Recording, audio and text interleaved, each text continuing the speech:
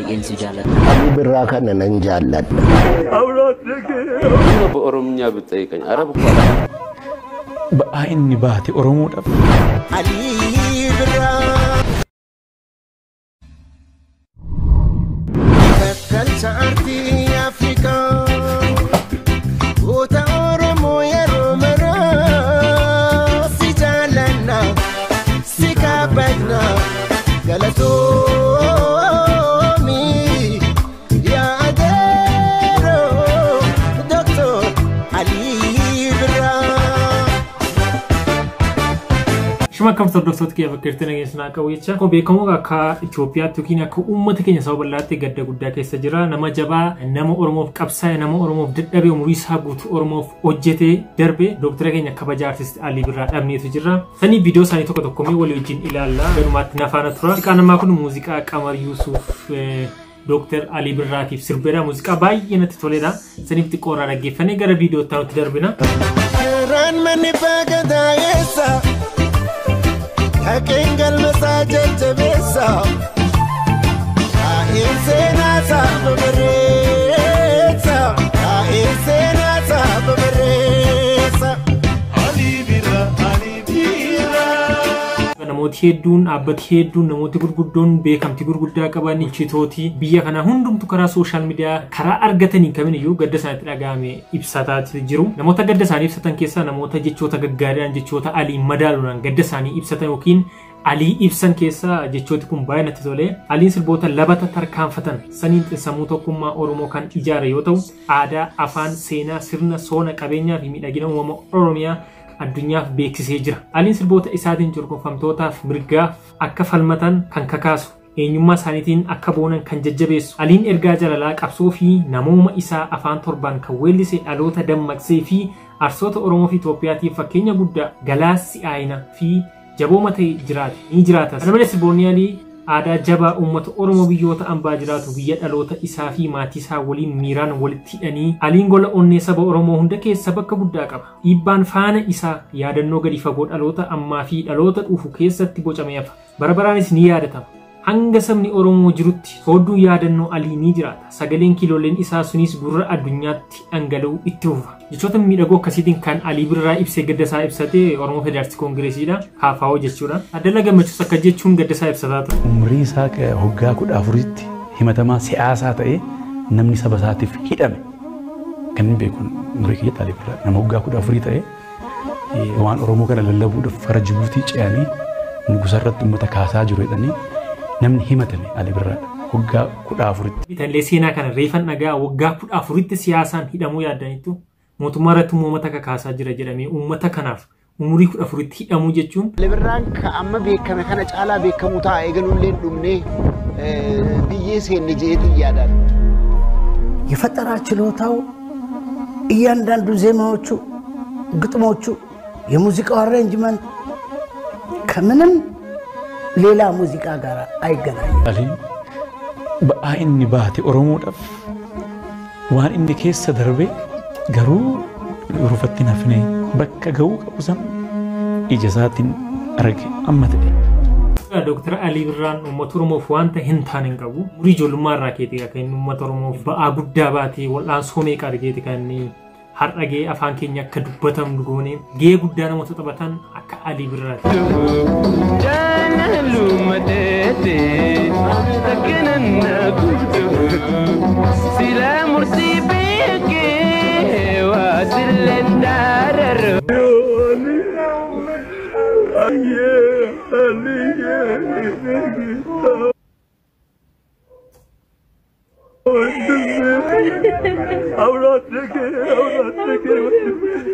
Ali Birraa kana nan jaalladha. Ali Birraan na dura calqabe. Bara dargii namni baay'een Oromoon hiriyoonni keenya biyyaa ba'anii warri kaan gaaratti galanii qawwee fudhatanii anumaaf Ali Birraati kan Finfinnee keessatti hafe. Yeroo sana dargiin sooshaalizimii awaajaa maaloo waggaa dargiin sooshaalizimii awaajee Ali Birraan walaloo baase duukaa. Sooshaalizimii jechuun walqixxummaa sabaa mootummaa dafqaan bulaa saba bal'aatu dhaabaa sirba jedhu duukaa baase. Yeroo uummanni ijoolleen Oromoo inni kaan Ma'isoon galee inni kaan Ihappaa galee wal ajjeesuu calqabanii Alii Birraan maaltu addaan nu baase haati keenya takka maaltu addaan nu baase waliin galtanii gaafiin keenya isa kanaayi jedhee namatti lallabaa turedha. Yeroo dargiin ijoollee zamachaa jedhee baadiyyaatti ergee Alii Birraan tulluu gubbaan darbii allayyaarraa gori maasaa keessa bahii laga guddaa cehi. Walaloo kana akka kan saate hin beeku malee TikTok irratti viidiyoo ittiin hojjeteen ture. Nan beeka walaloo kana Alii Birraati. Dr. Gammachuu wajjin barreessan keessattuu barreesseef ta'uu danda'a. Interviyuu isaa biraarraa dhageetanii kan inni baay'ina stooriina TikTok irratti hojjeteen ture. Yoo danda'ame isinii fida viidiyoo isaa. Ransinii deebisa walaloo kana. Baadiyyaatti ergee Alii Birraan tulluu gubbaan darbii allayyaarraa gori maasaa keessa bahii laga guddaa cehi atuuni arkitaa bututtuu uffataa mishingaa qotataa horii huhuqqataa qarreerra tiffataa yaa bartuu dammaqxu warraaqsi sitti dhaama yaadadhu siin jedha saba cunqurfama. Alii Birraan beeyta sagalee wardhaansooti Alii Birraan. Dr. Gammachuun beektu hiriyaa yookiin jaala qabsoo hiriyaa yeroo durii irraa kaaseeti kan isaanii hiriyaa turanii Alii Birraa wajjin jechuudha. Ati hayyo ati qabeenya ati goota fakkeenya keenya mallattoodha atabbaa keenya ati hayyo ati qabeenya ati goota fakkeenya keenya mallattoodha atabbaa keenya. Baga daamdaa kanaan dura baasee filee namatti tolaa ji'a shaniin dura ja'an dura ta'u xiqqoosee bubbuleera sirba kana baasuunsaa.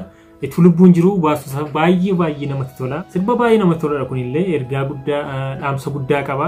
Alii Birraa haga ta'e ni mul'isa. Hojiisaa dandeettiisaa rakkinni uummata kanaaf dabarsee haala qabsoo isaatii sirriitti mul'isa muuziqaan kuni.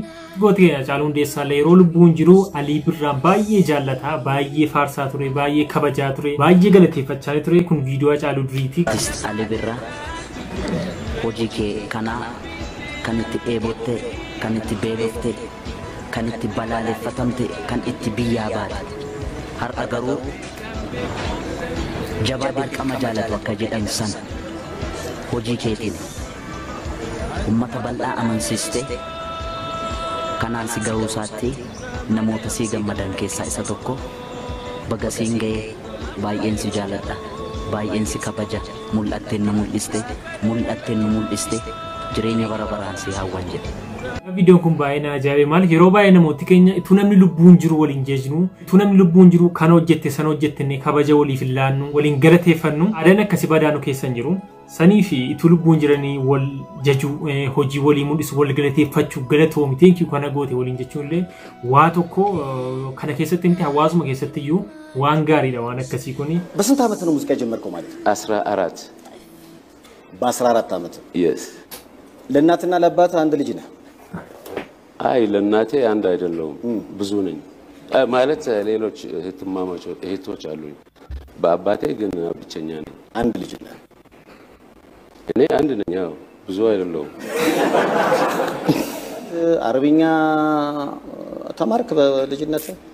ያው ቤዚካል ኤዱኬሽን ያገኘሁት መጀመሪያ አረብኛ ነው። ከዚያ ፐብሊክ ስኩል ገብቼ እንግዲህ አማርኛ እንግሊዝኛ የመማር እድል አገኘው። ያ መጀመሪያ ግን አረብኛ። አሰላሙ አለይኩም። ወአለይኩም ሰላም። ኮይስ አልহামዱሊላህ። ምን ነው በኦሮምኛ ብትጠይቀኝ አረብ እኮ አይደለም። አካም ጋሪ ደፈያ ፈያዳ ነጉማ አየ ይችላል አለሰ ነጋቲ ቡላ Oh my God.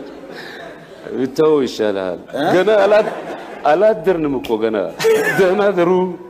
Yoo gaggabaabaa sooshaal miidiyaa irra naanna'aa jiru kan Dr. Alii Birraa kanaan dura interviiwota hojii isaan hojjetanii dhaamsa isaan kan hunda dhaamaa turan irraa haga ta'e ilaaleerra rabbi lubbuu isaanii jannataan qanasiisu maatii sabaa fi jaallattoota isaa hundumaa rabbi jajjabeessu kee boqotu lubbuun kee jannatu yeroo biraa viidiyoo biraatiin godhatti deemnutti